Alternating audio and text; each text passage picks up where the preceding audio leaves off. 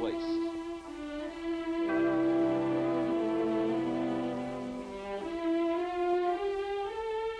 Starring Dorothy Malone as Constance Mackenzie, Ed Nelson as Michael Rossi, Mia Farrow as Allison Mackenzie, Ryan O'Neal as Rodney Harrington, Barbara Parkins as Betty Anderson, Tim O'Connor as Elliot Carson, Christopher Connelly as Norman Harrington.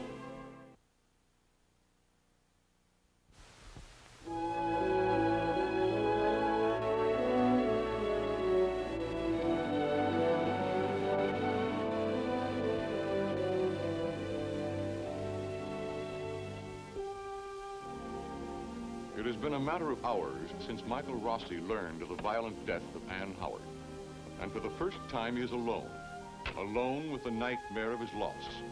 Alone with the hunger for retribution. Now, to feed that hunger, he has gone to pay a call on the one person who hated Ann.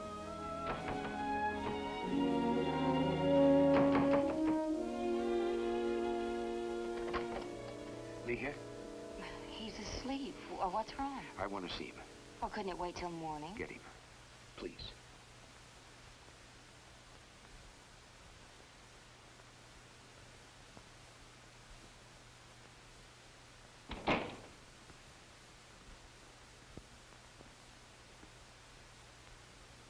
Well, hey, isn't it usually the patient that knocks on the doctor's doors after hours? What seems to be the problem? Where were you this afternoon, late afternoon? What is this, a quiz show? I mean, what's going on?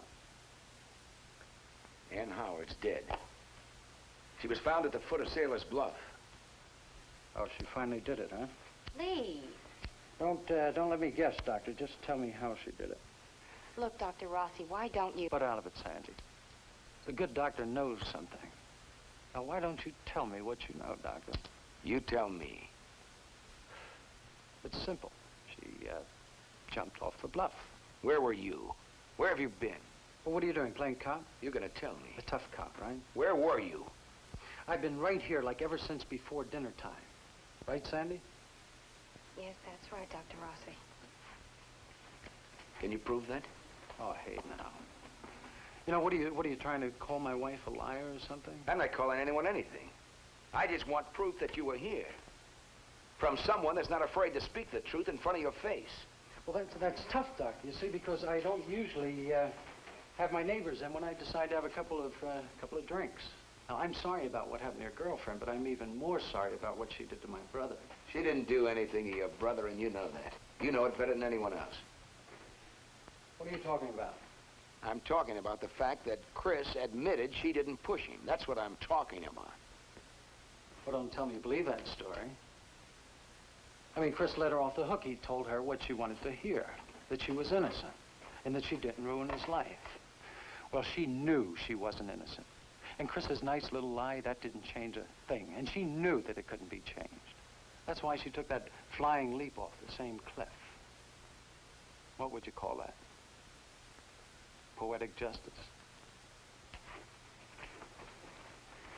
That's a lie. The truth goes more like this. Once upon a time, there were two brothers. One everybody loved, the other nobody loved. Well, the one that wasn't loved tried to kill the other. But all he managed to do was blind him for the rest of his life. What are you trying to say, Doctor? Now, you listen to me. What you did to Chris was your business and his. But what you've done to Ann is mine. Ever since she came back to Peyton Place, you threatened her, you hounded her, you pushed her. Well, now you finally killed her. And I'm going to see to it you pay for it. You're going to be sorry you made those threats, Doctor. Now, you've got a lot to lose, remember? So have you. You may be interested in learning that they picked up your brother this afternoon. He was walking along the beach. Lee, we better call the station. Stay cool. But he might be... I said stay cool. All right, my brother was walking down the beach. So what? So how much longer do you think he's going to protect you? When he finds out that you killed Ann Howard? I mean, there's a limit even to brotherly love. Why did you come here, Doctor? To blow off a little steam?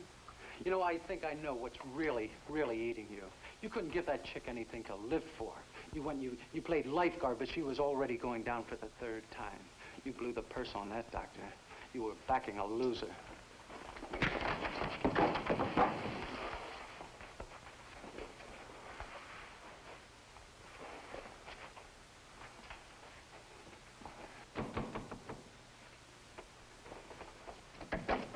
Chris, where have you been? Are you all right?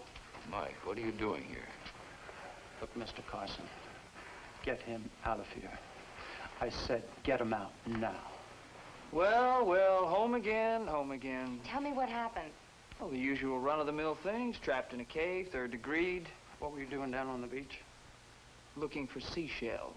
Mike, you're not doing any good here. Let's go. Gotta get Chris out of those wet clothes.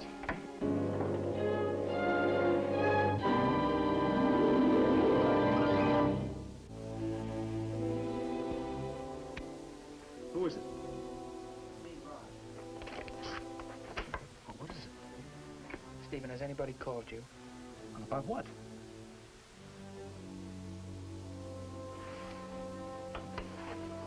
What is it? Rod, what is it? It's Ann.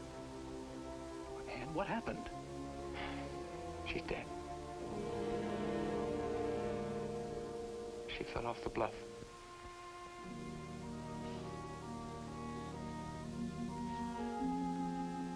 Stephen, I'm all right. I'll get you something. I'm all right. I'll get you something to drink. I said I'm all right. I'm sorry. What was she doing there? I don't know. She fell? Something like that. Something like that. Allison found her at the foot of the bluff. Allison. Allison. I saw her outside the courthouse. She was waiting for Chris Webber. He's been picked up for questioning. Well, what did he have to do with it? I don't know. They found him walking along the beach. Listen, I'm gonna go home. No, Rod, wait. Don't go. Now, what was Allison doing on the beach? She went there looking for Chris. On the beach? Well, what was he doing there? Doesn't make sense. Well, that's why they picked him up for questioning. Look, I wish I could explain it. I wish I had the answers, Stephen. I think that there's something I should tell you. I saw Ann a few hours ago. Where? She came to the house to see her mother. Well? Well, when she left, she seemed quite upset. Well, is that all? Just upset? They both were pretty upset. That must have been quite a meeting. Quite a meeting. Mother and daughter face to face after 28 years. No doubt my mother has recovered from the shock. Well, she was very upset. She acted strangely. I saw her when I was leaving. She was coming in. She'd gone out? Yes, she had, she said she'd been in the garden. You said she looked strange. In what way? I don't know. It was like she was in a state of shock. Well, what made you come to that conclusion? Stephen, what good is this going to do? Of course your mother's upset. Look, let's talk tomorrow. I just want you to know that I'm deeply sorry.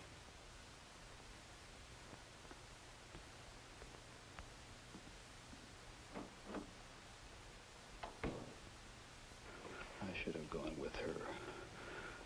I shouldn't have left her alone. Stephen, don't. We were celebrating, and she...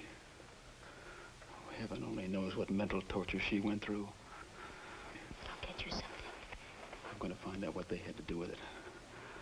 Martin, Peyton, and my mother, I'm going to find out just what my mother said to her to drive her out of that house. Her own daughter. Stephen, you don't know. None of this can help anything. It can't change what's happened. It can't help Anne. No. I can't bring her back. I can't make up to Anne for all the things we missed, for what we might have shared together. She was my sister, my flesh and blood, and we could have been close. Perhaps we would have both been different people if we'd grown up together. We could have shared the same loneliness, even the small things. She was such a warm, trusting girl. Yeah, she trusted me when she thought I was a stranger. But we never had a chance to really know one another. And none of us need have happened. They made it happen. Martin Peyton and my mother. They kept us apart for their own selfish reasons. Martin Peyton and my mother. And I'll make them pay. I'll make them pay!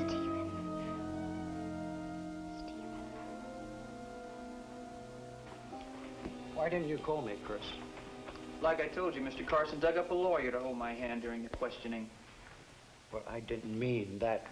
I didn't want to call you, Lee. I just didn't want to. Besides, I didn't think you'd be too crazy about making an appearance at the police station. What's that supposed to mean? That's supposed to mean that Ann Howard is dead. So she's dead. She was a very nice human being, Lee. A very unhappy human being. So she killed herself. She may have wanted to at one time, but not after she found out she didn't blind me. And not after she started going with Dr. Rossi. How did you react when you heard the news, Lee? How did it strike you? I mean, were you happy she found out the truth before she died? I was. On the other hand, if she hadn't found out the truth, she might still be alive. Is that the pitch that you gave them at the police station? Your name wasn't even mentioned. No, I take that back. I listed you as my next of kin. You quit being smart, kid. If I don't, are you going to hit me again, Lee?